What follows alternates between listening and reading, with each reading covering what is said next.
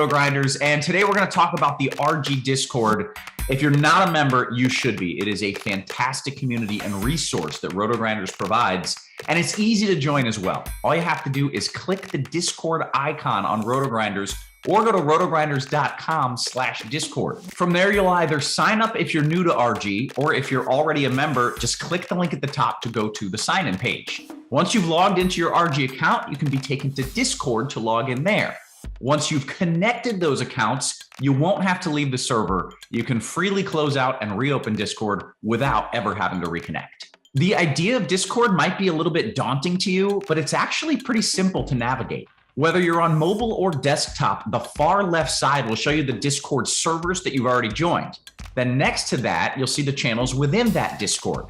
We have both free channels like Chiefs Prop Shop and our daily sport channels, and we also have premium channels like Blender's Game Theory or the Crunch Time channels. Premium members can see the difference between the free and premium channels by looking for a padlock icon next to the premium channel names. We also have a few pointers for new and experienced users alike. If you're having trouble finding a channel, make sure that you haven't collapsed the section that the channel is in. Collapsing a channel will only allow it to appear when there are unread messages in that channel. Also, we find that using the actual Discord program works better than opening it in a browser like Safari or Chrome. Lastly, if you're having trouble with one of our tools, your Rotogrinders account, or any other technical needs, you can hop in our feedback and help section of channels to get help from one of our wonderful support and moderation team members. If you have any more questions, feel free to reach out on Twitter @Rotogrinders or email support@rotogrinders.com. See you in Discord.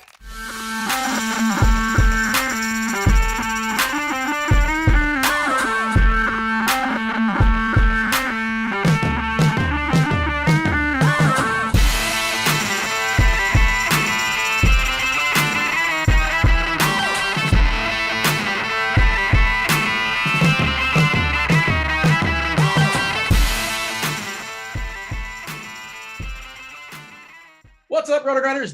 Dean here. That is Dean78904. That is the daily fantasy handle you will see around the industry with Keith Eister, Ice, as he's known to some people. TJ's here as well.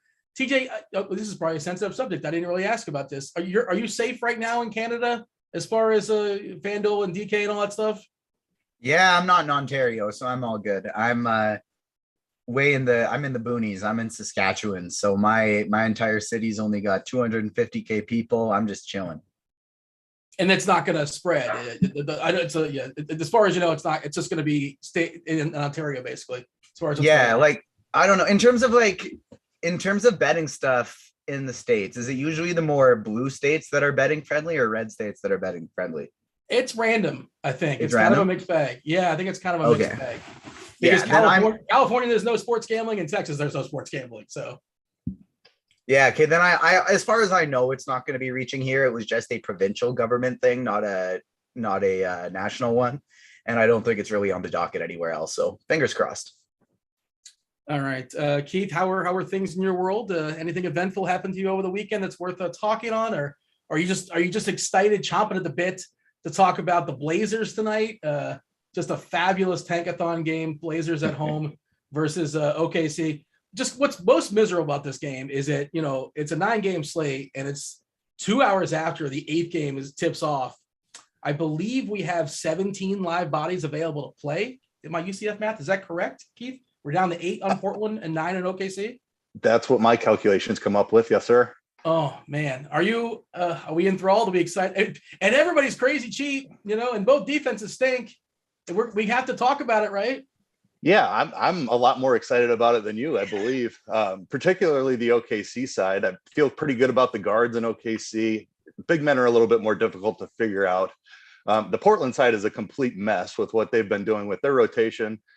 Like, nobody's getting full run. They're all playing like 25 to 28 minutes, and it's kind of a disaster. But both of these defenses are horrible, and I think despite the offenses also not being hugely talented, I think there's going to be plenty of points scored in this one. So definitely an interesting conversation point as far as this slate goes. And you mentioned big men. There are no big men on Portland outside of Eubanks. He's the last big man standing. And then it's a bunch of wings, like guards and wings. It's very strange to see how this game's going to go. And OKC, is right on the tail of Detroit, Orlando, and Houston. They're all three-way tie for the Tankathon right now. They're at 20-55. OKC's got one extra win. OKC, a road favorite. That's how terrible Portland is, like a 2-point favorite here. TJ, how about yourself? Are you as enthused? I mean, we can't ignore it, right? Like this math says there's supposed to be some good plays in this game. And just your general thoughts as far as the overall slate. Worth mentioning, obviously 2 weeks left in the association. This is how it's going to be the rest of the way. Stay tuned for some more news. We're going to do our best we can as far as breaking down what's going on. And, a variety of teams have a variety amount of motivation or lack thereof. And, we're all playing with the same pool, right? So how do we adjust? How do we handle it? What do you have for me, TJ? I think it looks like a lot of fun. Like I've always found whether the tanking stuff to me isn't as fun as like mid-season chaos when stuff just goes bonkers, but I always love when stuff goes haywire.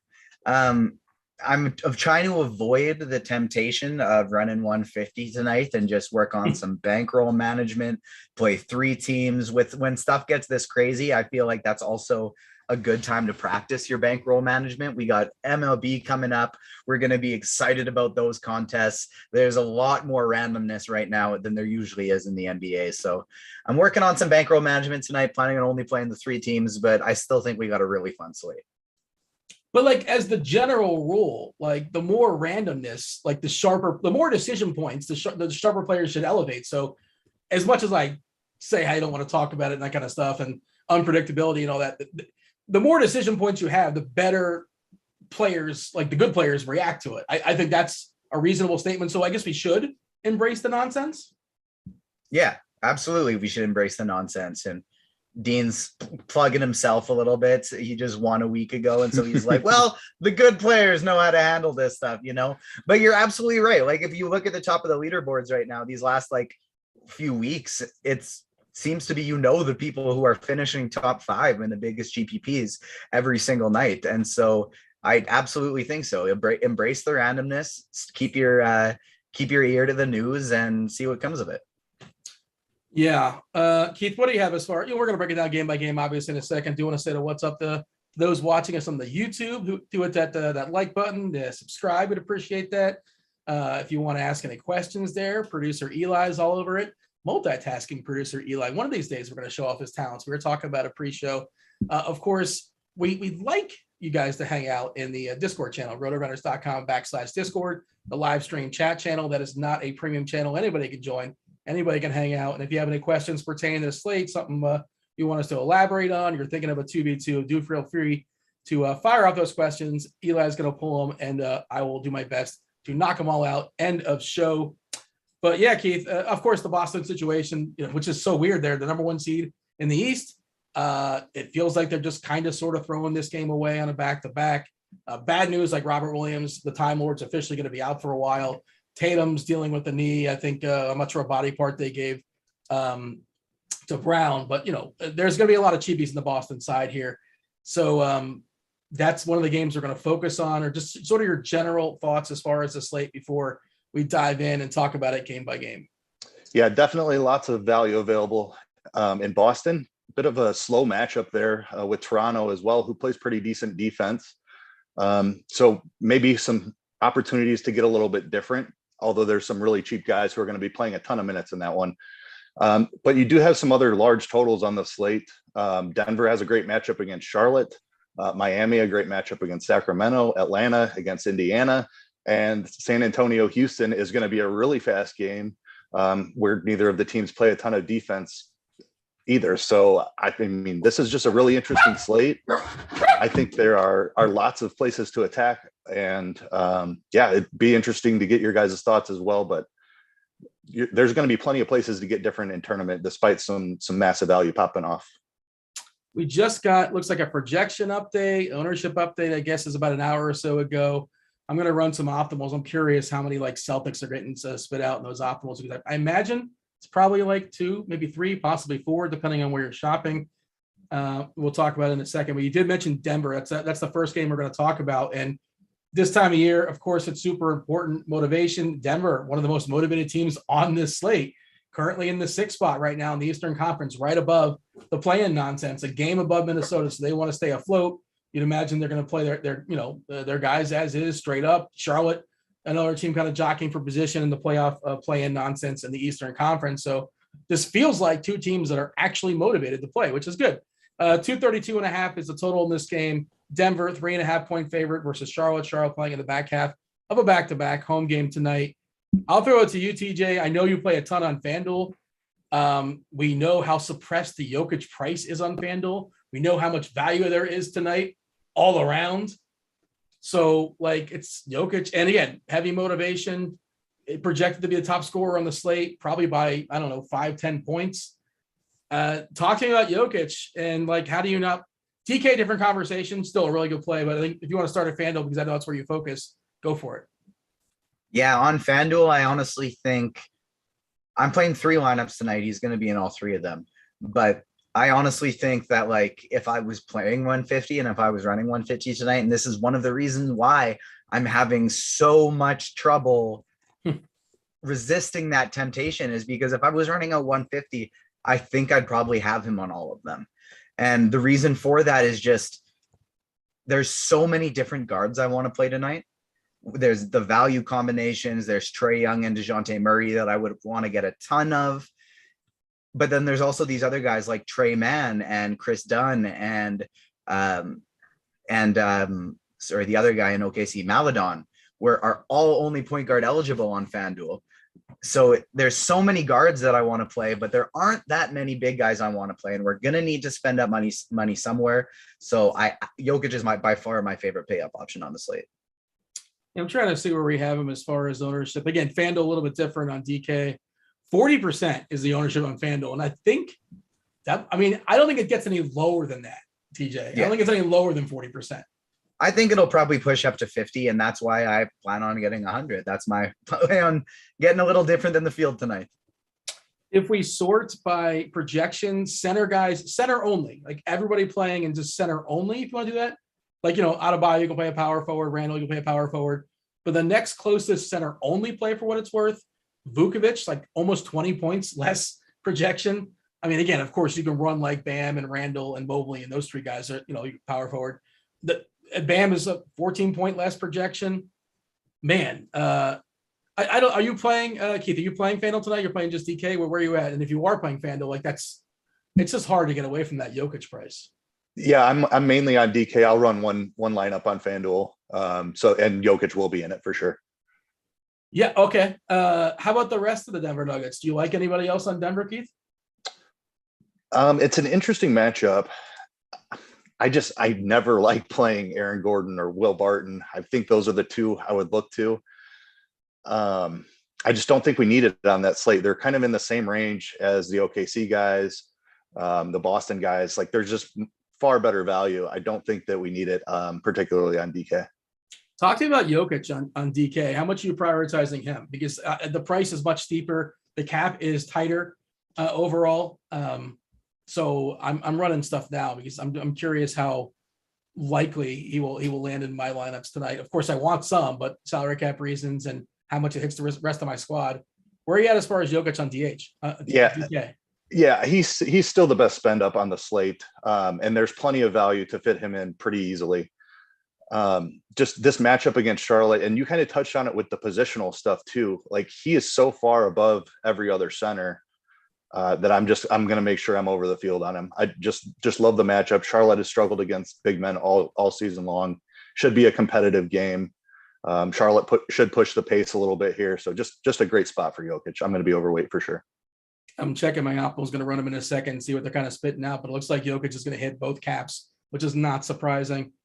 TJ, you have anything as far as the rest of the Denver guys, FanDuel, DK, just anybody that you think is a priority of any sense? Not a priority, but there's guys, and I'm already caving and I'm entering more lineups right now. This is just such a fun slate. There's such a fun slate. And so I'm doing it. And guys, Will Barton and Aaron Gordon, I think can be in the pool if you land on them. There's nothing wrong with that. If you're trying to stack this one up a little bit with somebody like Ball or Bridges or Rozier on the other side, I'm all good with that. But not priorities, but okay plays. Yeah. So do you have your favorite play as far as the Charlotte side? For me, I think it'll be Ball. It's nice to see his minutes being jump up of late. They were kind of like in the 30, like low 30s, sometimes 29, variety of reasons, some blowouts, some foul trouble and stuff like that. But it's just good to see they're willing to play him, 35, 36. Not the greatest matchup against Denver, but certainly he can get there. I don't think he's gonna be fairly popular. We talked about all the guards that are pretty cheap on this slate. The OKC guys, DeJounte Murray looks like an awesome spend up. FanDuel specifically, Halliburton's got a really cheap price, which I'm sure we'll talk about that one soon enough. But your favorite Hornet, what do you have as far as your favorite Charlotte Hornet, favorite run back? If you're playing Jokic, what do you have for me, TJ? So on FanDuel, Ball is actually my third priority by a long shot. Rozier is $2,000 cheaper than he is. Miles Bridges is $1,000 cheaper. And Ball only has that point guard eligibility. And that point guard is going to be a very, very coveted position for me tonight. I'm going to have a very tight pool there because there's not too many guys I want to be playing. Keith, your Ball will be in it, to be clear. Ball will be in it, but I'm not going to be getting that much of them. How many lineups are you reserving now? Where are we at? I'm going to do 100 in that 999. It's just it's such a fun. Live a little bit.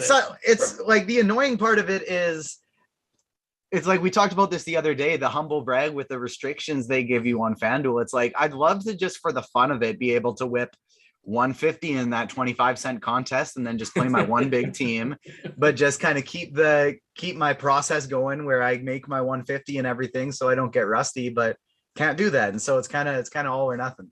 Is there like a $3 one? There's not. Yeah. There's a $4, like there's usually like a $4 to $44 one that it doesn't have as good of a prize structure, and it always fills at like 10 a.m. Keith, what do you have as far as Charlotte?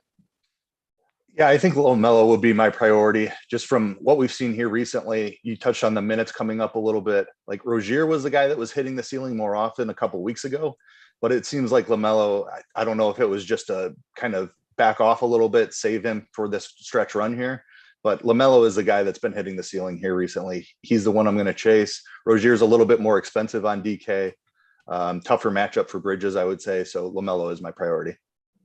Checking out our ownership stuff. We have on FanDuel, we got Joker at 40%, 41, I guess, if I'm rounding up. Rozier at just under 10, Bridges at 8, Ball, at 4. So it's low owned stuff for sure. DK, Jokic at 23%. And this stuff is fluid. Things change, understand. We still had a couple hours and there are plenty of moving parts that can shuffle this stuff up. So don't hold us to the percentages. We can only do them as of, where we're at in the current situation. Ball at 5% on DK, Rozier at 5%, Bones 3%. So really not much else getting ownership. Keith, is there anything else worth saying as far as this game? No, I don't think so. Plumlee and Harrell are cheap on DK, but just not the matchup that I want them. That just mainly LaMelo for Charlotte. All right. What do we have? OKC versus Cleveland's the next game. 217.5 is the total. No, Orlando against Cleveland. I get my tank teams confused, I guess. Nonetheless, Orlando is a 9-10 point dog here. I guess they think they're going to lose, so they're going to allow Wendell Carter. All of a sudden, his injury is gone. They've been given these fake body parts, but good for them. They sat him in the last couple games or so. Orlando's been playing really good defense. If you guys look at since the All-Star break, one of the best defensive teams. Even the last 5 and the last 10, they've been in the top 5 since the All-Star break. I think they're first or second defensively. Been really, really good, surprisingly. But this game as a whole, I guess LeVert, Keith, is one of those guys that it's kind of popping because, we assume he's going to, we jump back in the starting lineup, we jump into the starting lineup, and we assume he's going to stay there. Just as far as dollar for dollar, fantasy points per minute, he just seems like a pretty solid play. I think it's the best dollar for dollar play in this game. Would you agree with that? I would agree with that. We saw 36 minutes in the last game. I mean, assuming he's back in that starting lineup, I think that projection of 33 minutes that we have on him right now he's up to 35 now. So yeah, I mean, at that price tag, if he's going to play 35 minutes, the matchup doesn't really matter for me. Markkanen is another guy that I have a little bit of interest in, just a little bit of extra scoring to go around with Allen out of there, a few extra rebounds for him as well. So I don't mind him. And then Garland, I think, is fairly priced. I'm not as scared of that Orlando defense. they've been playing fast too, which is a boost. I mean, if Garland can find some efficiency, I don't mind his price tag at 10-3. I think he's going to be somewhat lost on this slate to some degree. He's been awesome. Obviously, they've been playing him a pile of minutes, and I just thought it was worth noting. I didn't want to neglect it, but I still don't think, oh my God, I can't face Orlando defense. Like, I'm not freaking out that Downton is all of a sudden going to lock down Garland or something like that. TJ, I mean, the Garland minutes have been just absolutely insane. He's been over 40 minutes in like 6 of the last 8 games. Like it's insane how much this guy's playing. Yeah. And again, Cleveland is still, they've been tumbling a bit. They're still a motivated team. They're in the 7 through 10 play and stuff, and they would love to get out of it if they can. And it's possible. They're only a game behind Toronto, kind of on their tails. This is a team that was 2 or 3, not that long ago. They've just been tumbling for a while now. Overachieved to start the year. I guess we're being fair. And, the Allen injury, of course, didn't help either. TJ, this seems like a mostly unappealing game, but you do have a motivated Cleveland side. You have an Orlando side that just wants to hit the sim button. Like they don't want any more this season. Where are you at? What's exciting for this game for you? I do wish this game started later, just because I'm not actually sure that we do see LeVert starting. They mentioned they're going to be playing their best players more minutes a couple games ago until the end of the year, because they're fighting for position and they need to win. They play tonight. Toronto plays tonight. Chicago plays tonight. So that tight bunch is still all together. And when they played Toronto a couple games ago, they played a front court that was quite big. They started Kevin Love alongside Evan Mobley. And now tonight they're playing Orlando, who runs a Bamba and Wendell Carter Jr. front court. So I think Kevin Love actually might end up back in the starting lineup tonight. There's no point of us speculating it because we're going to find it out before lock. But if that's something that doesn't end up dropping until, say, 15 minutes before lock, get yourself a lot more Kevin Love, because that probably means he's going to be playing over 30 minutes. And when Kevin Love is playing over 30 minutes at a mid-K, 5K price tag, he is a fantastic play. Yeah. So are you suggesting that LeVert right now might be bad chalk potentially?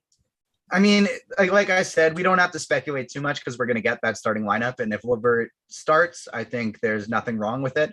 But I'm planning on being ready to get a little bit more Kevin Love and a little bit less Karis LeVert as things stand right now. I think it's a slight tick if LeVert starts instead of like Lamar Stevens, a slight tick to guys like Garland and Markkanen, just because LeVert's more likely to shoot than a guy like Lamar Stevens is going to shoot. So slight tick to their usage. I'm not saying I would completely change things, but just, I don't know, just sort of throwing that out there. TJ, you have thoughts as far as the Magic? They're playing basketball tonight? As it stands right now, Carter Jr. is the only Magic player in my pool. I don't even know for sure if he's going to stay there, but as it stands right now, he's the only one I'm planning on getting to a little bit. What is our ownership on? We got Carter Jr. right now at 5% on DK, 8.3K, fully priced. I don't know if he's going to get full minutes. More likely if they're losing, he's going to get full minutes, I think is probably because we saw, was it last week? Orlando and OKC were playing a reasonably close game. And the last 6 minutes they closed combined with 2 starters. Like they were really open about what was going on out there. Keith, can you sell me on a Magic player tonight? Do you want to? The only one I even have slight interest in is Wendell Carter Jr. I'm not touching the guards here. Cleveland's defense, since the Jared Allen injury, has taken a massive step backwards. Over their last 10 games, they're down to like 25th in defensive rating. Just the price on Carter Jr. is tough to get to, but I do think he's got some upside. A guy who had been playing really well and has shown some ceiling here. So I'm going to try to fit him in, but that price tag is tough. Yeah, like even if he puts up like 41 or 42 or 44, like that's not, you're not winning anything with that. I mean, I guess in theory you could put up like 55, but unlikely, highly unlikely. Yeah, he's the only guy I think I would have in the pool. Otherwise, the Orlando side is pretty meh. We got anything else here, TJ? Or are we moving on? No, let's move on. We got some exciting games later. Let's get to them. I'm excited to hear you tell me which games are exciting. Atlanta, Indiana. This should be exciting from a DFS perspective. In theory, 236 is a total big old number, big boy number. Atlanta getting the majority of those points or a greater percentage. They are 8-point favorites right now against Indiana. Indiana down to 10 bodies. It could certainly be downgraded to 8 theoretically because Gogo Batazzi's got a foot. He's questionable. Dwayne Washington's got a questionable with his hip. Brogdon, tank season. He's not playing anytime soon. Atlanta, we do have Bogdanovic and Gallinari questionable. Gallinari, they're running him into the ground. He's playing a ton of minutes of late. But TJ, the matchup here for Atlanta obviously is awesome. Trae Young theoretically is a guy that can have the biggest score on this slate. So, obviously he's got to be in your pool. But to what degree is Trae Young in your pool?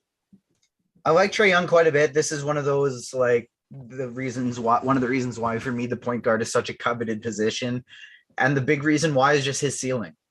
He's one of those he is, not that anybody on the FanDuel slate is expensive tonight, but he's one of those guys that can put up a 75 piece, and it's probably him, Jokic, and DeJounte Murray are really the only 3 that you're going to look at tonight and be mad if they score lower than 50.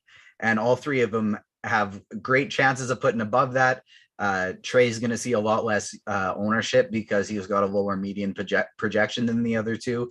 But I think he probably has maybe even a higher chance of hitting that ceiling than DeJounte Murray does. So I think Murray is obviously the cash game play. He's got the positional flexibility, and he's slightly cheaper, but it doesn't matter. And he's projected better, but I like Trae Young quite a bit in tournaments. I'm checking out the ownership. This is pretty interesting. Murray, FanDuel, 43% owned, Young, 18% owned. Do you think it's 2-1, TJ? Is it 2-1, more than 2-1 that Murray outscores Young? They're the same price essentially. Absolutely not. And I don't even think DeJounte Murray is over-owned, but I just think Trae Young is under-owned because for such a big slate, we have so few spend-up options with so much value to pay for. So you can get Jokic, Young, and Murray into a lineup quite easily if you don't want to be playing Halliburton and stuff like that. So I don't think 40% is too much for DeJounte Murray. But I think 20 to 25 is too low for Trae Young. How about that thought process on DK, Keith? The percentages are not as drastic on DK, but we do have Murray projected to be more heavily owned than Young. Young a little bit cheaper as well for what it's worth, but it's kind of a decision point, right? If you're, you spend up guard, it's one of those 2, and of course Garland as well if you want that, sure. But if you're talking about Murray versus Young, how would you compare those 2 when you're factoring ownership? Yeah, I love Trae Young here, and it's for the ceiling. Since John Collins has been out, he's scored over 40 points 3 times, 40 points in the bucket, as one of my co-hosts might say. Just massive ceiling here for Trae Young. Indiana's been awful on defense, so I'm going to play the ownership game on that. I'm going to have more Trae Young than DeJounte Murray. Not that DeJounte can't absolutely smash Houston, which is an excellent matchup as well. But yeah, give me Trae Young tonight. Darius Bazley done for the season. Well, what just happened? Did somebody make a reaction? A fracture in his knee? That sucks. You're tanking. He's having a good close of the season, and he has a little break in his knee. That sucks. Yeah, that's rough. That's unfortunate. Hopefully he gets well soon enough. And Robert Williams with a torn meniscus. Celtics had just been playing such good basketball too. So hopefully he can make it back for a second round, something like that. He's useful and important, and he can matter incredibly. Yeah, incredibly, especially on a team that they're probably only going to play max 8 guys in playoff games. So, and for that to happen, it's necessary for him to play 30 minutes. So, yeah, downgrading to the likes of Daniel Tice, and God forbid you dust off Luke Cornett to some degree. They won't be doing that, but it'll just mean Daniel Tice will be playing 8 minutes and pick so he can get his 3 fouls in and set some nice hard screens, and you're going to see Grant Williams having to play a few more minutes now. Yeah, there's a precursor to our conversation as far as the Celtics tonight. What about the rest of the Hawks, TJ? It's kind of tricky because we don't really know, right? Where Danilo Gallinari is currently questionable, Bogdanovic is questionable. There are some moving parts there that would theoretically help out the likes of somebody like a Kevin Huerter, but does that move the needle enough? And of course, talk about how terrible that Indiana defense is. And I just kind of look at the bodies on the Indiana side, especially inside. It is so bad. And especially if Gogo Batazzi doesn't go with his foot. Capella, he's we talked about how much we like Jokic.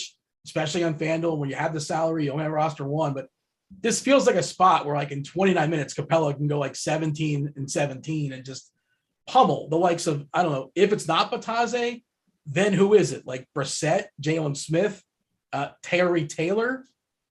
I think Capella is really interesting for tournaments. But do you think that's interesting as well? The wings, not so much, unless like maybe both Bogdanovich and Gallinari are out, then maybe things change. But it's kind of where I'm at.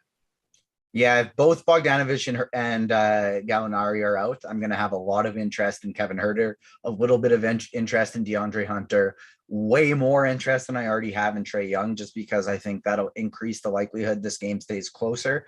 And the two centers in this game are the only reason why I might not have 100% Jokic tonight, because Capella at 5,900, if Batadze plays, that secures the minutes for Capella even more than it does, because that limits the likelihood they go small. And 5,900 on FanDuel is a cheap price tag. And if Batadze plays, 5,500 for him is too cheap as well. He's a guy that can absolutely smash that price tag.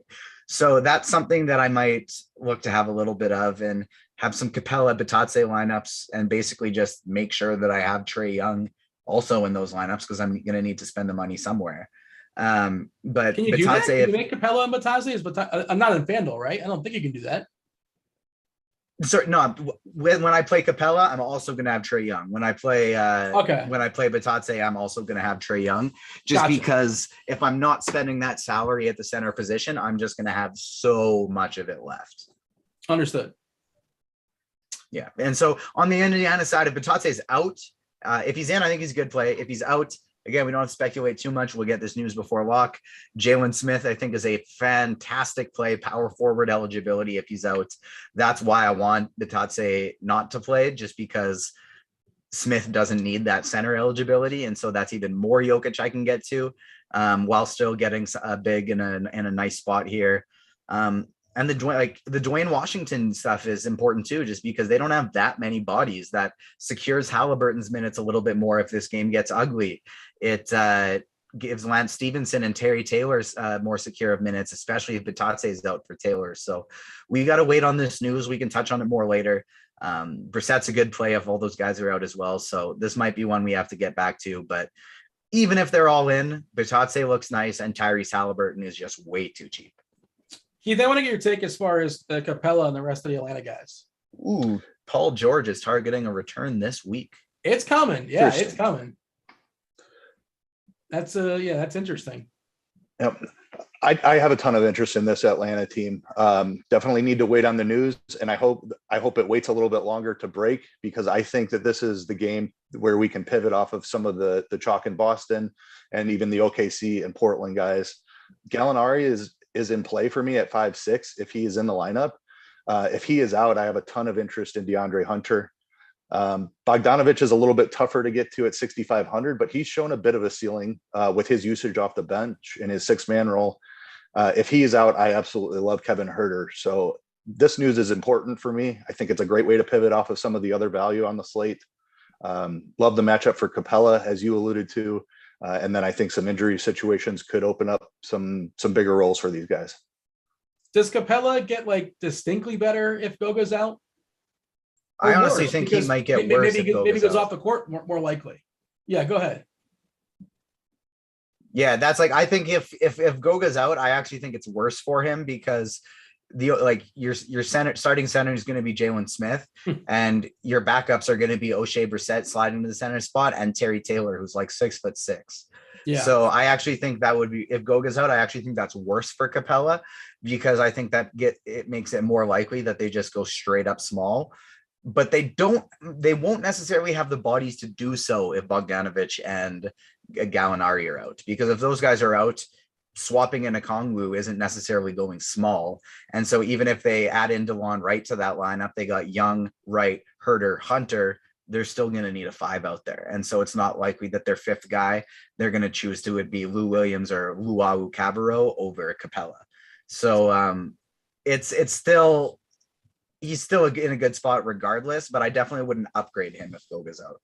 I think the sneaky exacta box would be if Goga's out and Gallinari's in, you can get some Gallinari at the 5, and that could be fun.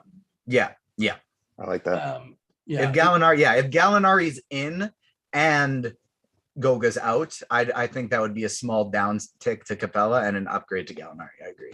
Yeah, Keith, feel free to finalize your thoughts on that. And as far as the Indiana side, 10 bodies potentially downgraded down to 8. We'll see how that goes with Washington questionable and Goga questionable, but do what you can right now with the Pacers side. Yeah, the Atlanta side, agree.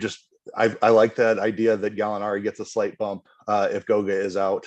I think a lot of people will target Capella instead. So pivoting over to Gallinari is a phenomenal idea. On the Indiana side, Justin Anderson is he's fine. Not a guy with a huge ceiling, but he's been playing the minutes here recently. Price tag's up to 4,700, but still playable at that price. Then, Goga is a fine play as well. I'm just going to be running some of these guys back on the other side of my Atlanta exposure. Atlanta's the real target here, but in order to keep this game close, I do need some of these Pacers to kind of step up. So Goga would be my favorite if he's in. Justin Anderson as a value play, and then just kind of see what the starting lineup looks like from there and mix them in as necessary on the other side of some of these Hawks. Help me with this, because I know you're playing on DK. I'm playing on DK as well. And I think Halliburton's a really interesting run back. I don't know if I'm getting there at 9-2 on DK. I think there's a little fragility to those minutes, but they kind of sort of have to play him. We did see him play the other night when they were getting, like in the fourth quarter, when they were getting destroyed, because again, they kind of sort of had to play him against Toronto, like in that raining game or whatever. No, what was it? A fire? The fire game. Where Freddie VanVleet, there was too big of a gap from the start of the fire to the end of the fire. They had to send him down. I guess his knee flared up or something, but they were also up like 20, and who cares? But I saw some of this. Twitter is not the place really for good takes to be let loose, but there was so many stupid takes about that. I'm just like, NBA players are so soft. Imagine if I had a break in my job and I told them I couldn't go back to work, they would be they would be so angry with me. Well, yeah, your job is to sit at a desk all day. You're not a guy with chronic knee problems who plays 42 minutes a night right before the playoffs. Like, they don't care if he's playing in a 30-point game against Indiana. I'll just have you know, there's a fire in my house right now, and it lasts more than like 25 minutes. I'm not coming back in the show. Just don't be mad at me. I'm done. But yeah. My favorite, I thought you were going to bring up, like, on Twitter, my favorite thing is I always feel bad for like the reps that work for DK or FanDuel or whatever. And like, this is BS. I want a refund on my parlay. It would have hit because if this and if that. And it's like, all these stuffs are inherent risks. Like, and some people have the under and they got to pay that out too. And I'm not here like I'm not the man for the house, but I'm sure you've seen people multi-billion-dollar corporations, Dean. We're for the millionaires, not the billionaires. I'm a man. Players over the owners. I'm not a man of the owners. I'm not a man. I'm a man of the people. But like at the Dean same time, watching the MLB lockout stuff and thought the owners raised some good points. I was so excited today when I saw the Buffalo Bills got a publicly funded stadium. Like, good, all right, go owners for the Bills. He needed to save some money, I'm sure. It was a really, they're pinching pennies there in the NFL. Yeah, but like, I love when people just like get so riled up, and and of course the conspiracies come out. Like, they knew Steph Curry wasn't going to play, and 2 minutes after. Okay, yeah, it's just always interesting. Tate is in, and Dwayne Washington is out. Okay, so how does that change things? I think Batate is a solid play. I think that takes away a lot of appeal from Jalen Smith and O'Shea Brissett. I think they are definitely now just large field tournament plays that you can maybe get some small sprinkles of. I think it takes Terry Taylor out of play. Lance Stevenson is still a guy that I almost think it's a little interesting to just have like a little bit of 1 or 2% of if you're playing a ton of lineups, just because the likelihood he hits a ceiling isn't high, but when he has one of those games, he goes nuts. And there's not that many other guards for them to go to. There's Halliburton, Hield, Sykes, and Stevenson, and that's it. So I don't mind that. But I think overall it makes Batate a solid play and takes away quite a bit of the appeal from the Indiana guys. I think Lance's biggest game this year was against Atlanta, where he put up like that 24, 9, and 8 game or something goofy like that.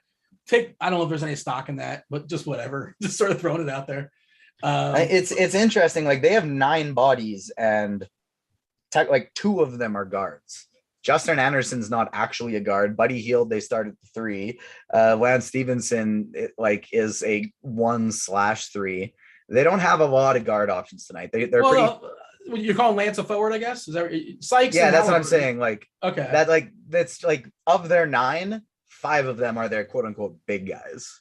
Yeah. Well, Terry Taylor. Well, I was gonna say I guess he doesn't have to be a center tonight. They got Brissett and Goga and Smith and Taylor. So I guess okay. And then Anderson's kind of the swing man. All right. Your thoughts, Keith, as far as that news? Washington we have projected, I think, for 20 minutes for what it's worth. We're going to delegate 20 minutes around. Yeah, so I assume that Sykes is going to pop into the rotation for us. Probably a slight bump to Lance Stevenson.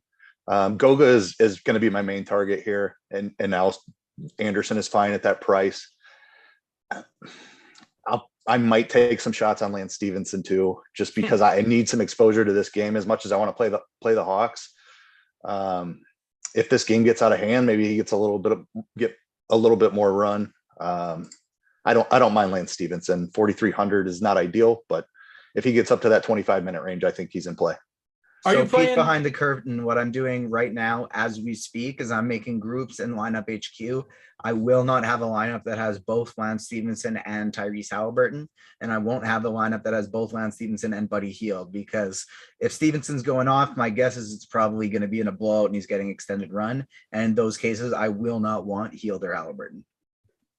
Hey, how much are you getting Halliburton on FanDuel? Because I want to ask Keith about him on DK in a second, TJ, but Halliburton on FanDuel is like a good price. And if this game is close and they let him go and have a good time, he can, he's 7.5 over there, which seems too cheap. It's too cheap for sure.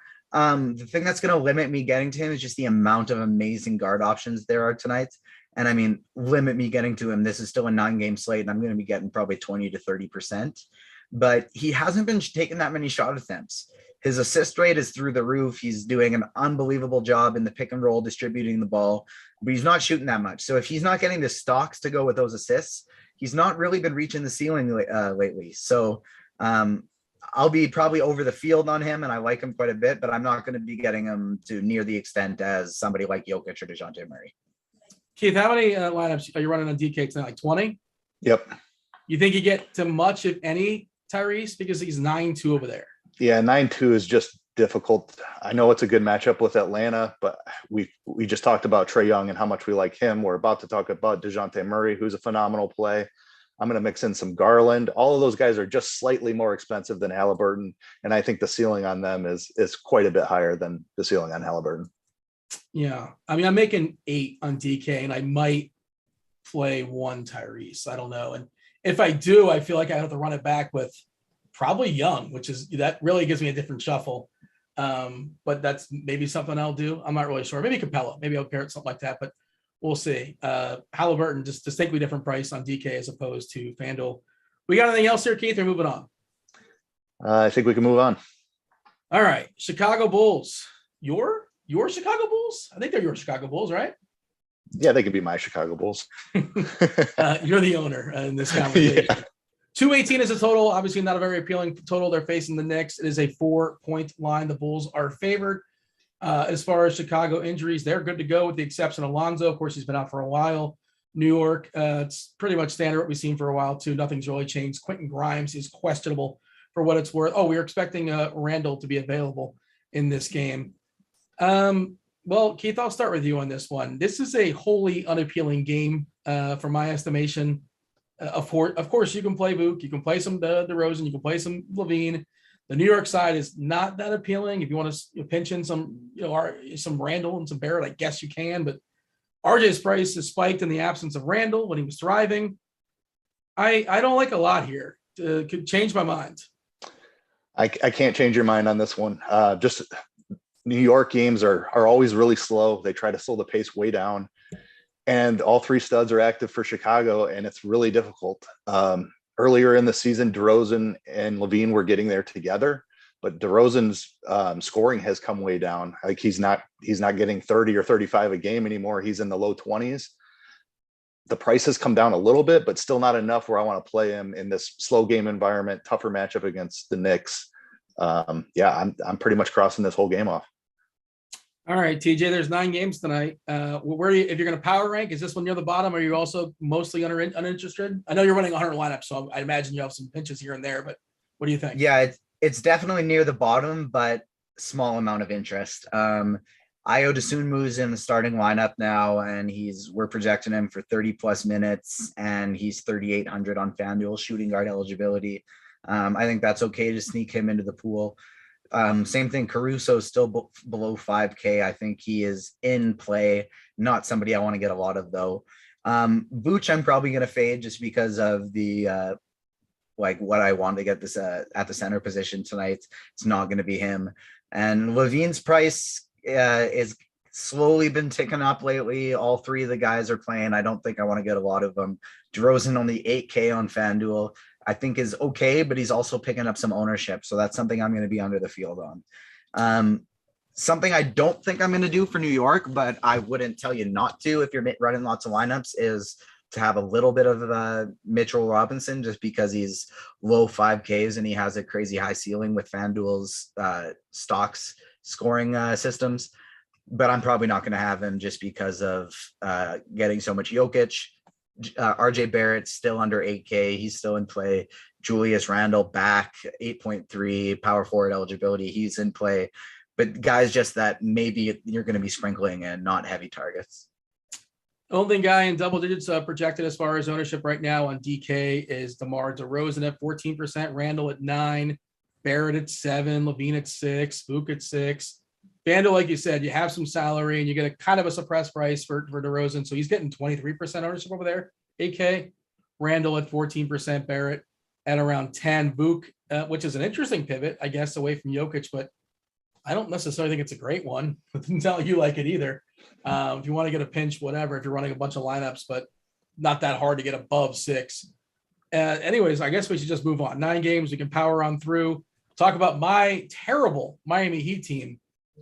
Just losing to all the worst teams in the world. Well, in the absence of their best players, I guess we'll say Philadelphia and Golden State, when they're missing all their good players, they keep losing. They lost them to they gave an incredible lead versus New York.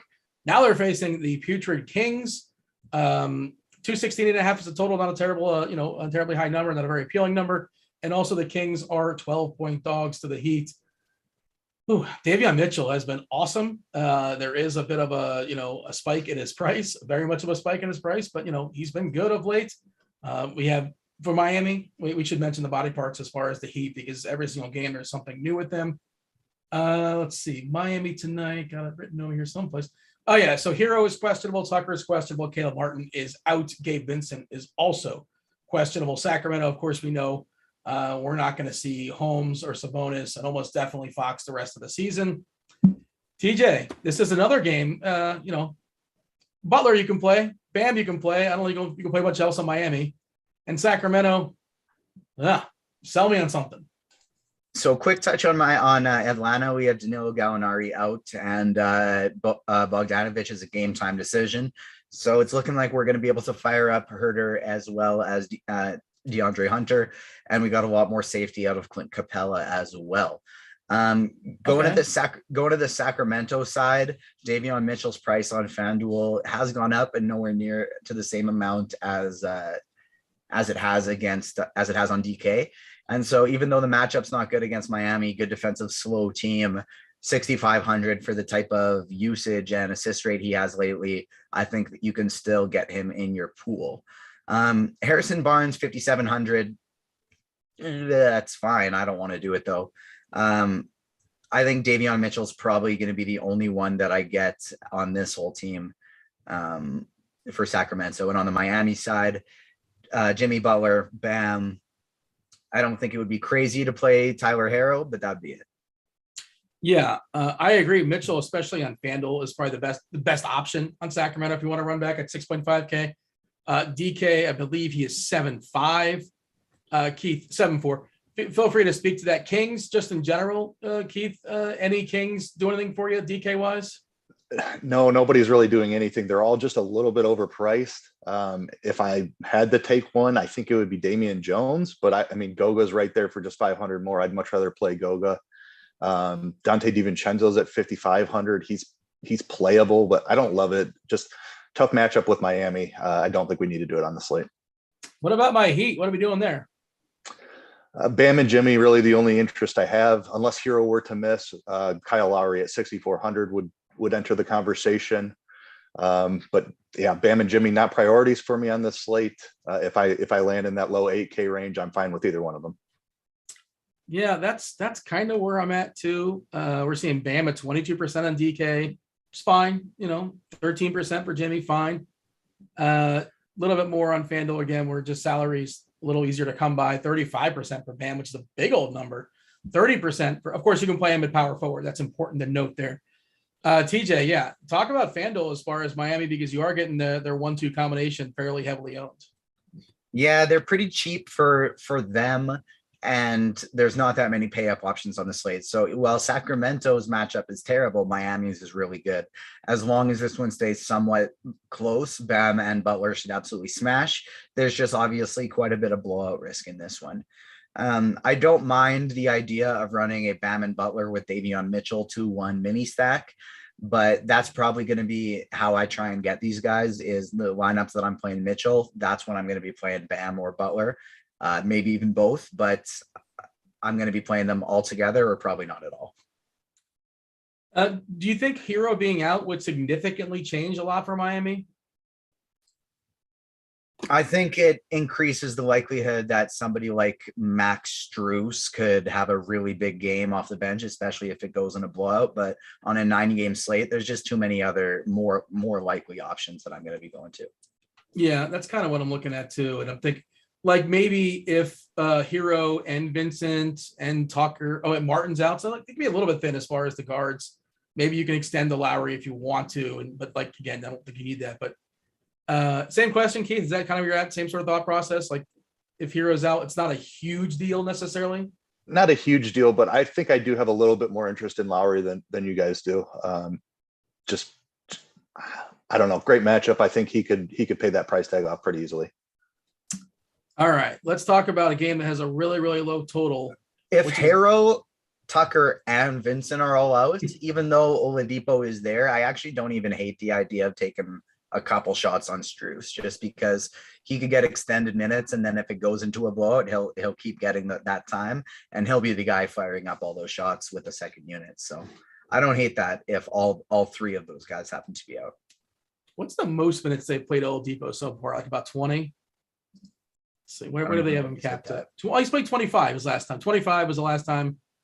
20 before that. Okay, interesting. So he's 5'6" on DK, so I don't think I would be able to get there anyway. Just, I thought if he's super cheap someplace, maybe he could be interesting if all those. He is. He's 3-7 on FanDuel. Okay, but then there's like opportunity cost, right? So if he puts up 24 points at 3-7, is that useful? That's the same thing with Strus that I'm looking at as well. And like Strus is one of those guys that it's like he's had random 40, 50 pieces this year where he just hits a bunch of threes and he gets extended minutes and a blowout. So he's moderately enticing, but I still don't think I'm going to be getting to either of them at a reasonable amount, even if all three of these guys are out. Yeah, I think there's and one of the reasons why is we'll talk about this Boston game, which is going to be popular, and it kind of how totals can sometimes lie, because Boston at Toronto 209.5 is the total, and they're 9-point dog. All of our teams are playing tonight. TJ, your Raptors. Yes, your Raptors. We don't know about Gary Trent's got a toe, so he's questionable. Kyle Birch is out with his knee. Of course, I'm bearing the lead as far as this game is Boston. Tatum, Brown, Horford, all out. Williams out tonight, out for the foreseeable future. 4 of their 5 starters not going to be available tonight. Marcus Smart, Derek White, Aaron Naismith, Grant Williams, Daniel Tice is our projected starting lineup. Who was I doing with the show with last week? They were talking about Peyton Pritchard. I thought it was one of you two. Was it you, Keith? Or maybe it was somebody else. I don't know. It wasn't me. We did have a Tice reference on my last show. We could do it today, I suppose. Yeah. Talk to me about the Celtics. Obviously, a pile of usage to go around. Now, it is worth noting they have a bunch of guys. Like, they still have plenty of bodies. It's not like it's an Oklahoma situation. It's not like it's a Portland situation where they're down to like 8 or 9 or 10 guys. They're just, there's a, who's in their team that they have a guy named Matt Ryan on their team. I don't think it's that Matt Ryan, but he's there. Jawan Morgan. And, there's like 7 or 8 dudes on the bench, but I don't think they're going to be that deep because Boston tends to play pretty tight as far as the rotations. I'll let you handle this one first, Keith, but the Boston side, all good value plays, basically, that's going to be drawing the starts. Pritchard off the bench, I think, is really interesting, too. With those 6, I think that we're going to be really talking about. Can you like power rank them? Can you give me a quick breakdown? Marcus Smart, probably the first one off the court if this game gets ugly. What do you have? Yeah, I'm trying to figure out a way to fade this spot, but the pricing is really great for the amount of minutes they're projecting for right now. So I'm looking at a rotation and trying to figure out who has a fragile minutes projection. I think you can put Daniel Tice in that category, potentially Grant Williams. Grant Williams also has the possibility to be out there for 30 minutes and not do a ton. I think the big men are where I'm looking to go underweight on this team. Derek White playing 30 minutes at 5'3" with the usage he's going to garner, and Marcus Smart at 6K, as long as the game is close, will be out there for over 30 minutes. Those two are really difficult to fade. So I like the guards, Smart and White first. I'll try to be underweight on the big men, I believe, and I don't mind some Peyton Pritchard off of the bench. Don't love that ownership number, but he should have a pretty good role here. And at 3.9, it's going to be tough for him to fail if he gets the run in the upper 20s minutes. Yeah, I mean, that gives a non-zero chance he draws a start. Like, that wouldn't shock me. That's possible. Can you power rank your interest of the guys? If you can kind of, you kind of ran them down, but like, your 20 lineups, do you think you'll have shares of at least 6 different guys from Boston? I will have shares of all 6. Smart and White will be priorities for me. I would put Pritchard third in that, and then probably take some shots on Neesmith even before I go Tyson Williams. You know what's interesting? I just ran an optimal on DK, very first DK lineup. Only one Celtic in it, which is kind of surprising. Peyton Pritchard is the only one. It's just sort of the way it's going to work. And Marcus Smart is in the second one. Yeah, it's a great segue, Dean, because Peyton Pritchard is my number 1 priority for the Celtics tonight. And the reason for that is if this game's close, Pritchard is going to be in the closing lineup. If this game is not close, Pritchard's going to probably be in the closing lineup unless it gets stupidly ugly. The Celtics still want to win this game. They're tied with Miami right now. And so even though they're resting a lot of players, they still actively are trying to come away with the win, as are Toronto. And so even though this will probably be a pretty tight defensive game, these are still 2 teams that as long as this game stays close, they're going to play pretty tight rotations. And I love Pritchard because if it doesn't stay close, he's still probably going to see those extra minutes. Even if he doesn't start, I'm good with it because that means he's going to be seeing all the second unit usage. And I still think they're going to close with 3 small guys anyways. So I really like Peyton Pritchard tonight. He has shooting guard eligibility on FanDuel. So that's why for me, it would go Pritchard 1, Smart 2, because he also has that shooting guard eligibility. And then Derek White would drop to third. I'm planning on fully fading Grant Williams. All he does is he plays defense really well and he hits corner threes really well, but I don't think he's going to have the same opportunity to hit those corner threes without Jaylen Brown and Jason Tatum on the court. So because of that, I'm not going to be playing him. I think we currently have Tice projected right now for like just under 30 fantasy points. I think I'm going to be bumping that down just so I don't get obscene amounts of him, but he's still going to be in the pool. And if Neesmith starts, he's going to be in my pool. But if not, I'm probably going to limit it just because we have so many good options tonight. Okay, so Tice on FanDuel is power forward eligible. That's why. Okay, that you're not put to a decision point of any sort. Yeah, that's why he's going to garner a good bit of ownership over there. 27%, Smart at 25, White at 14, which seems a little low. You mentioned Pritchard. You think he's going to close, and I don't disagree with that premise. You think he closes over Naismith? Yeah. Okay. Yeah, and he possibly mops up too if this game gets like him and the likes of Vincent, Hero, Tucker all in. So those Miami things, those annoying Miami things, we don't got to worry about. So Miami, it's just 2 guys. It's Jimmy and Bam, and that's it, right? Yeah. Yeah. Okay. So I'm trying to see who else. Grant Williams. He's got a little PJ Tucker in his game, right? The way you're describing him, TJ, and I believe that's he's PJ Tucker, but better. Like he's better than what PJ Tucker is now. But yeah, PJ Tucker a few years ago, that's a very similar comparison. The PJ Tucker School of Basketball. He's a graduate of that. Is what you're suggesting. Yeah. How about runbacks as far as Toronto? Because we also don't know the story with Gary Trent. He's got that toe. Do you have a read if he's going to play? If he's not going to play, any thoughts on that? I don't think he's going to play just because of all of these guys that are currently out for Boston. If all of them were in, yeah, Toronto's trying to win. He's going to be back as soon as he's healthy. But with all those guys being out, I think they're pretty confident about this one. So I don't think they're going to rush him back. I like all 4 of the main guys on FanDuel, but I don't like playing a lot of them together. Maybe I really shouldn't be scared away from Boston's defense at all because 4 of their top 5 defenders aren't playing. But even still, these Toronto guys, they don't all go off in unison very often. It's a Fred VanVleet day, or it's a Pascal Siakam day, or it's a Scotty Barnes day. The only guy that I don't mind playing with somebody else is OG Anunoby, just because 5,400 on FanDuel, small forward, power forward eligibility, he can get tons of stocks, and so he can do fine with somebody like VanVleet. But I don't think I'd want to get more than one of Siakam, VanVleet, and Barnes on a big slate like this one today. Keith, Raptors? Yeah, this is part of the reason why I'm trying to fade Boston a little bit is I don't love Toronto. Just tough pricing on them. I think Boucher might be an option I'm considering. He's been over 30 minutes here, 4 games in a row. He's been seeing some run. We have Ken Birch out again. He has the power forward eligibility on DraftKings. So I think Chris Boucher might be the guy I'm targeting. Siakam and VanVleet, I just don't love the pricing on them. Tougher matchup, even though Boston's missing plenty of defenders. Smart should still grab VanVleet, and Williams is there for Siakam. So still a fairly tough matchup, even though they're missing some guys. It looks like our projection team took a stand, and we're not projecting Trent in for what it's worth. That's the way I'm seeing it, and therefore we're getting Boucher is getting 31 minutes, which that's an ambitious number.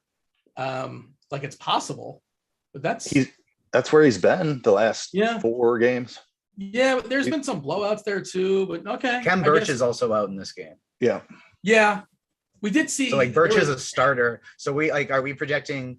No, we're projecting Precious to start, which I agree will probably happen. But yeah, that makes sense because Boucher's been playing above 30 minutes the last 4, and now they don't have their starting center who's been getting about 20 minutes. So I don't see why he'd be under it. You think he closes? Yeah. We did see that wild game where he did not start the game and he ended up playing 39 minutes, which is just you just never see that. I do think he'll close. The only reason Chris Boucher ever doesn't play a lot of minutes too is if there's a big imposing center, because he is skinny as a beanpole, so he can't be defending those guys. There's not really anybody inside today that they're going to have to worry about, so he'll get to just roam around, keep his space, and block shots. So yeah, I think actually I would argue 31 might be a mild projection on it. Okay, fair enough. Hey, give me this is important as far as Boston. Give me the biggest stand you're taking, TJ. I think it was maybe under on Tice, if I heard you correctly, but as far as looking at the ownership stuff right now, where do you think you'll land? Biggest stand, either under or over, as far as the Celtics? I'll be over the field on Peyton Pritchard.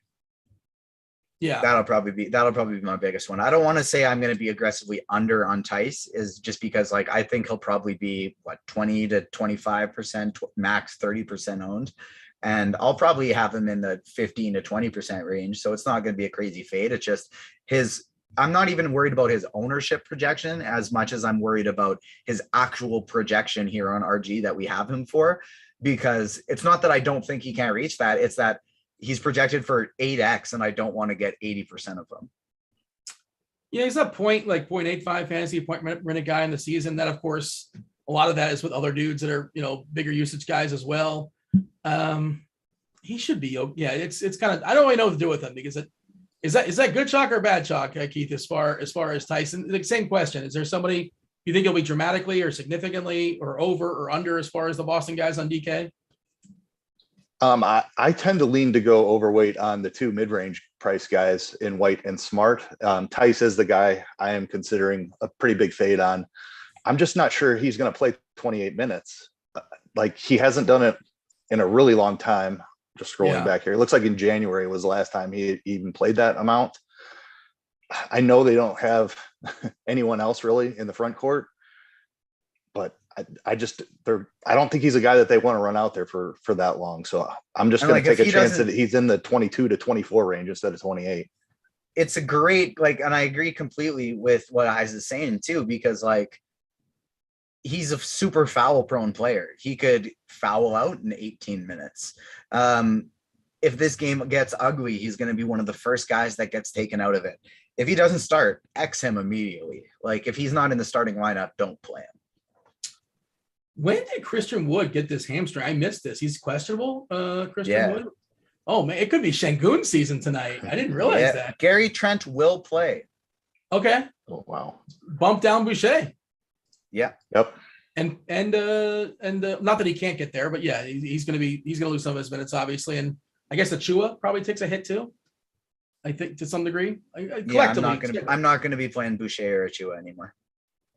San Antonio, Houston, 233.5 is the total. Houston is a 9-point dog here, and Wood being questionable. Şengün is priced up more than we've seen him in the past, but we also know when he gets unleashed, he generally really smashes his asking price. But I'm bearing the lead as far as this game, TJ. DeJounte Murray, he's going to have a blast out there. He's going to do whatever he wants to do against this Houston team. To be fair, they've been a little bit better defensively, better than they've been horrific, but they've been better than the worst in the league.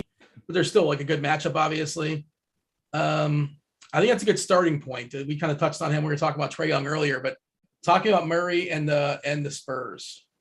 Yeah, I love DeJounte Murray tonight. I kind of wish FanDuel would really start pricing up some of these guys high. I don't know what's happened lately. They've had the guys that aren't the stars, the bona fide stars, like the KDs, Hardens, Jokic, Embiid, Lucas. These guys have been priced down all year. But at least we usually get the tip-top guys are still in the above 11K and quite a bit above. But now we got guys like Jokic is low 10K and Doncic is always in the low 10Ks. And Murray is a guy that started the year 11.5, 11.2 we were paying for him on occasion.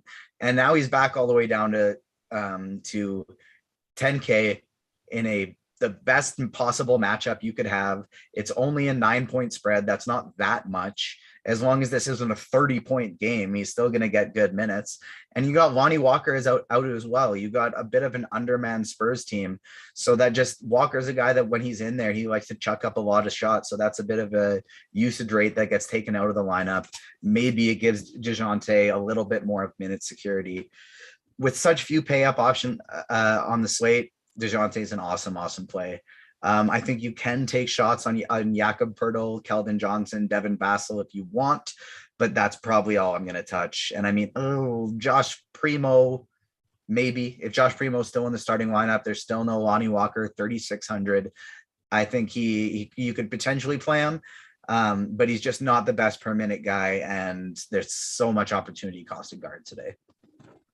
Yeah, that's a tough one. That's a tough sell. I hear you, but Houston Wood questionable. Not just him, but Dennis Schroeder is questionable, and Eric Gordon is Houston must be so furious with themselves. They won 2 games in Portland, forcing that 3-way tie in the Tankathon.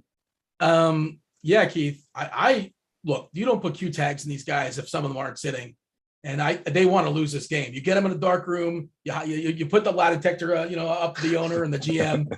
They want to lose this game, right? And the players are on the court. They're going to try their hardest. Good for them. But I'm just speculating. I think at least 2 of those guys sit. First, let's knock out San Antonio, Keith. What's your thoughts as far as the Spurs? I assume you like Murray as well. Yeah, Murray's a great play. I think TJ covered it really well. He is 1K more expensive on DraftKings, but still, I mean, this matchup, the ceiling he's shown this season, phenomenal play, DeJounte Murray. I have a lot of interest in Keldon Johnson in this matchup also at 6,700. TJ alluded to a little bit of usage possibly opening up with Lonnie Walker not there, who's been shooting a fair amount.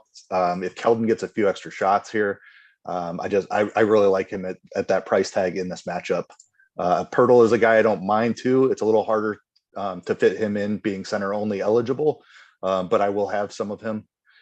I don't know that I'm going to go super cheap on like the Primo or Vassell.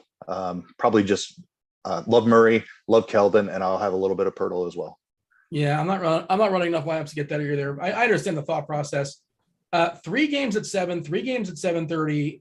Keith, when are we going to know about Wood and Gordon and Schroeder? Who knows? But that matters. And if those guys are out, especially Wood, like they're going to unleash Şengün, I imagine.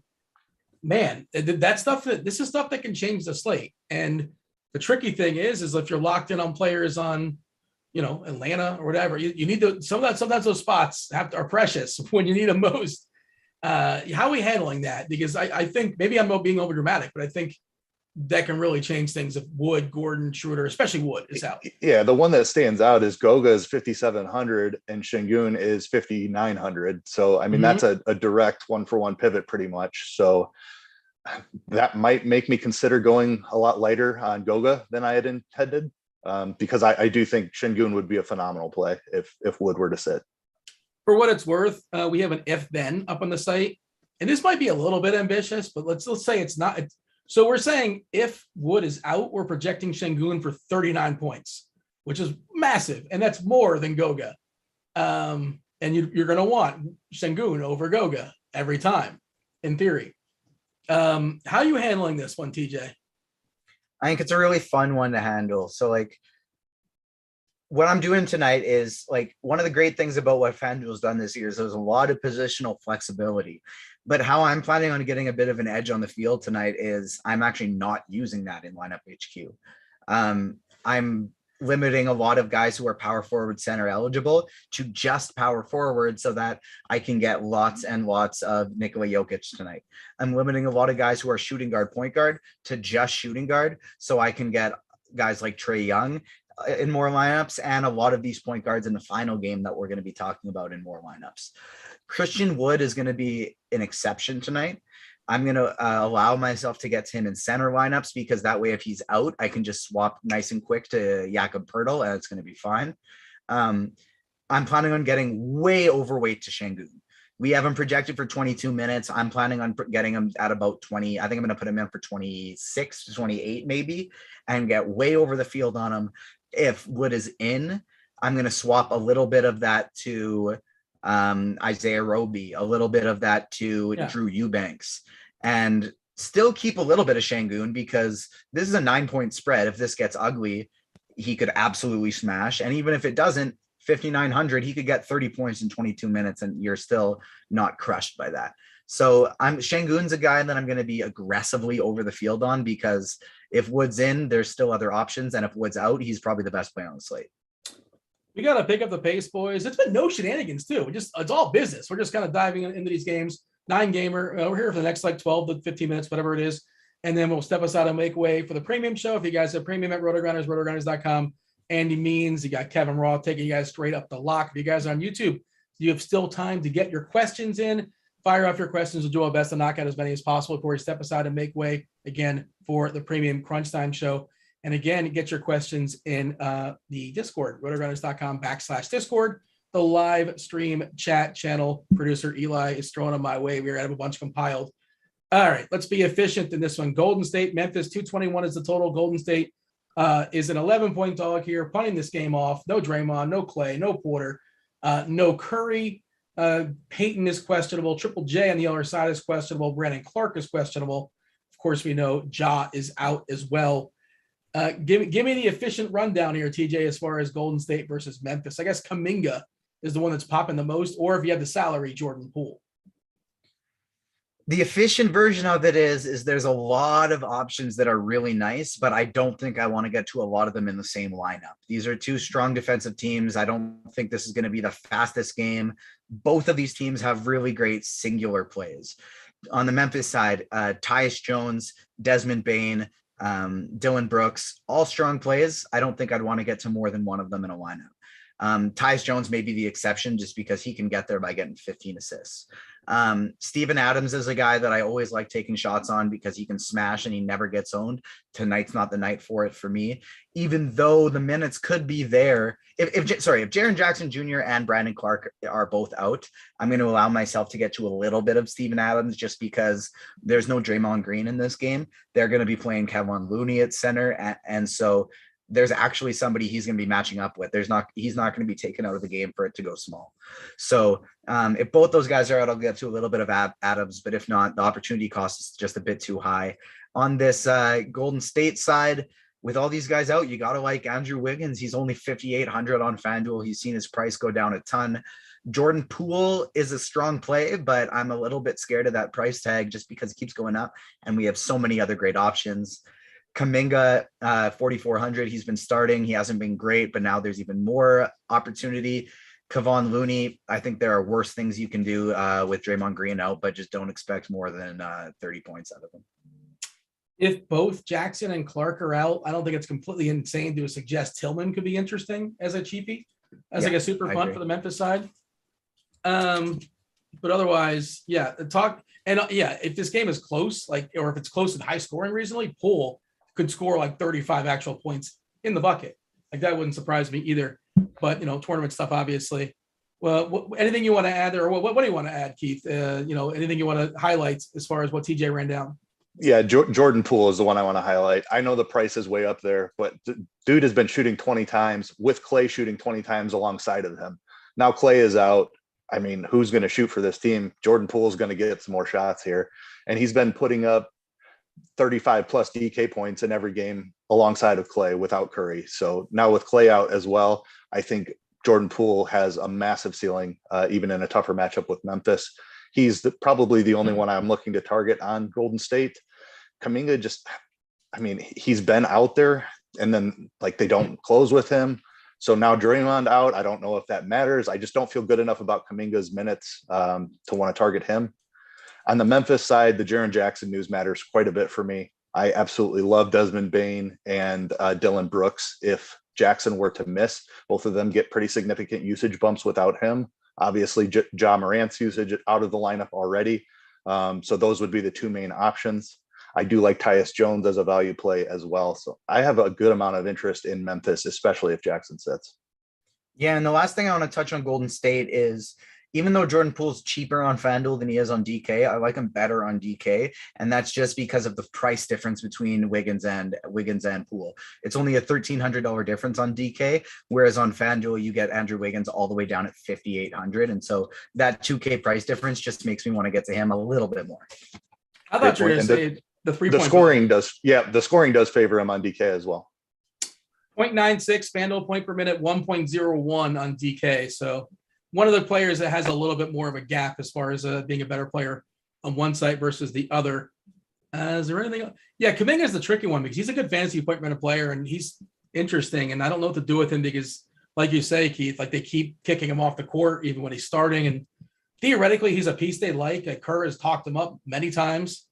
So I don't know. But I would play him before I played Looney. I'll say that. He's 4-4 and Looney's 4-3. I just think he's got a better opportunity for more minutes, and Looney's not a guy they're going to play 30 minutes. I think there's a chance Kuminga plays 30. All right, let's move on. Let's talk about OKC and Portland. Again, Keith, if we can do this one efficiently, I'm sure you don't want to talk about this as much as anybody else does. We're looking at 8 live bodies for the Portland Trailblazers tonight. 223 is the total. They are 2-point dogs to OKC, who's running out, I think, 9 guys. JRE is back, so good for him. Go Blazers. OKC, get excited. Yeah, I'm excited here. For the OKC side in particular, Portland has been absolutely atrocious on the defensive end, dead last in basketball over the last 10 or 15. I forgot what I ran, but I don't think it mattered. I think it was both of them. They've been just horrible. Trey Mann is going to be out there chucking a ton of shots, so he's my primary target here. Theo Maledon is right there with him. He's played well in the starting lineup, been over 20 points in each of the last 2. Both of them are just underpriced. I'm going to be well over the field on each of them. And I'm going to go even deeper on OKC just because of the matchup here. Lindy Waters is a guy that we've seen with a fair amount of shots. He's only 3,600 on DK. Poku's price has come up to 5,900, but another guy that has seen some usage here. The JRE thing does concern me a little bit, particularly for Roby. I have no idea how many minutes he's going to play. Currently projected for 22. Roby's still grading out as a fine play, even with him up at 22 minutes. So I have some interest. A great matchup against Portland, and we touched on the lack of bodies in the Portland front court already now with Trendon Watford out as well. So I love this OKC team. I know they're not good, but they're going to be out there for a ton of minutes. It's hard to figure out the rotation, so I'm just going to take shots on all of them. And Aaron Wiggins is a guy I didn't mention also, but don't mind him at 3,900. Down to one big on the Portland side, basically with Eubanks. So Eubanks' minutes are fully secure. I think he's a good play tonight. 7.1K for Drew Eubanks. Welcome to the last couple weeks of the NBA being a good play, like a good play. Yeah, and Roby, I was looking at his rebound prop. Drew Eubanks rebound prop 12.5. Yeah, and take the over. Maybe. I'm a little bit concerned that they're going to push back on the OKC guys' minutes. Like maybe Man doesn't get 33 and he gets like 29, which might not sound like but I think that stuff matters obviously. But in theory, he's a guy that can put like 40 points in the bucket. Like it wouldn't shock me because I don't get why, because like it's Man, you know what I mean? Like that's not Shy or Giddy or Dort. Like this is option 4. I think they're gonna let him lose. That's why. Yeah, I guess so. I was gonna say it's Portland, and so it's not like Portland's options are any better than his. So yes, I see what you're saying. It's a good point. Trey Man is a guy that'll go out there and shoot it 20 times, regardless of whether he's shooting 50% or 20%, though. So he might he might help them with that. He can help you lose too. It's not like Trey Man is great basketball, but like it's either him or Vít Krejci or Lindy Waters. I know Lindy Waters III's been on fire. Go ahead. What do you have, TJ? Feel free to add what you can. I got a bunch of questions here before we step aside and get out of here. But what do you want to add to what Keith said? Keith did a good job, obviously. Yeah, he did a great job. So I'm just trying to look up how tall Elijah Hughes is right now. I'll say 6'6". That's not the over. Yeah, he's 6'6". I'm just trying to figure out if it's Hughes or Ellaby who is going to be getting these small ball center minutes for this team. Oh man. Because whichever. These small forward guys, especially Hughes is my favorite kind of contrarian lower owned value option tonight because he's got that small forward eligibility, 3,600. He's a guy we've seen going back to his Utah days that when he gets those extra minutes, he can go off. And I just think he's going to have to play it. And so we're going to see guys like CJ Ellaby and Keon Johnson picking up a lot more ownership than Elijah Hughes. And I feel like the discrepancy in ownership is not is greater than the discrepancy in production. And so I like getting to Elijah Hughes and this whole Portland team. I'm going to be getting an absolute ton of. I think they're all huge priorities. The one I'll probably be getting to the least is Ben McLemore. And I don't think I'll get to Blevins at all, but everybody else I'm going to be getting to in a large amount. On OKC, I'm going to set a rule. I'm only going to have one of Pokusevski, Earl, and Roby. I'm only going to have only have one of Maladon and max 2 Maladon, Man, Waters, Wiggins. But I'm going to try and make sure I have at least one of those guys in every single lineup. This is it's a brutal basketball game, but a fantastic late night hammer basketball game because even though these players aren't great, there's no defense that's going to be played and the minutes are going to be up there. Multiple people in the chat are asking about Krejci. Asking about Vít Krejci. 25 minutes the last so many games, 3.5K. He's only like a 0.64 DK fantasy. He's not been good. Can he get there? He's one of my least favorite guys in OKC. Like if you're power ranking TJ, what's your interest in Krejci? Yeah, he's my least favorite as well. And it's because he's only point guard eligible. I can't see myself wanting to get to him over Man or Maladon. And if I do, like, there's so many other players at that position that I would rather get to. So he's not going to be one of the ones I'm getting to. Even like Lindy Waters and Aaron Wiggins, I don't love, but it's just because they're shooting guard eligible. And so that's why I'm going to be still getting to them because they're not a point guard. I want to stick with you. There's another question. This is DK, but the same sort of thought process, I think, can be applied to FanDuel. Are you grouping Man and Maladon, or you just get different somewhere? That's you just spoke about that, right? Yeah. So I'm currently trying to decide if I want to do a max 1 between Man and Maladon. I think I probably will. I don't know if I want to do max 1 or if I just want to do max 2 with all of their guards, though. The fact that both of them are only point guard eligible makes me think I want to do a max 1, just because it's hard to me to think that they are the two optimal point guards tonight when you have two great ones on the other team. You have Trae Young and so many other phenomenal players tonight. And that's only talking about only the point guard eligible ones, not including the guys who also have 2 guard eligibility. So I think it does make, I haven't decided if I'm going to, but I think it does make a lot of logical sense to group them only max 1. FanDuel question again, so I'm sticking with you. Lightning round. Eubanks or Poku? Eubanks. Yeah, I agree. Justin Anderson, is he too expensive now on DK, Keith? I don't think he's too expensive, but he's expensive enough. I don't want to be way over the field on him. Same. Keith, I don't know if you play the DK tiers. I don't, but it's just like whoever scores the most points. No salary. You want Garland, Randall, or Pascal Siakam? I'll go Garland tonight. Keith, sticking with DK, can I play both Pritchard and White in the same lineup? Yes, Pritchard's free. All right, TJ, Capella versus Indiana. Everyone eats versus Indiana. We talked about him. How much you prioritizing Capella tonight? I am playing a total of how many centers tonight? 1, 2, 3. I'm going to play 5 centers tonight, and he's one of them. And he'll probably be my second highest owned one. However, Jokic, I'm going to have probably 70% of. We didn't really talk about Cole Anthony, Keith. Do we like Cole Anthony tonight? No. Yeah. I mean, yeah, I don't think so. Let's see. There's a couple more. All right. So TJ, when making a rule in the optimizer, how many guys do you use in the last game? Currently getting 3 OKC and 1 run back. Is that good? Is 3 OKC too many, or is it fine? I like getting to, I think I like getting to 2 OKC guys better tonight. But I don't think I have a problem with 3. I'm not going to be setting rules to get minimums of these guys just because they're also well projected. They're going to fall into lineups, but I think max 3 is a good idea. Sneaking in one more. This is for you, FanDuel, TJ, Carolina guy, always asked about this, and it's a good question. FanDuel single entry tournament, making one lineup. How many studs? You got Jokic. How many other studs? You're playing minimum 2 of Murray, Jokic, and Young tonight, and I think you can play all 3.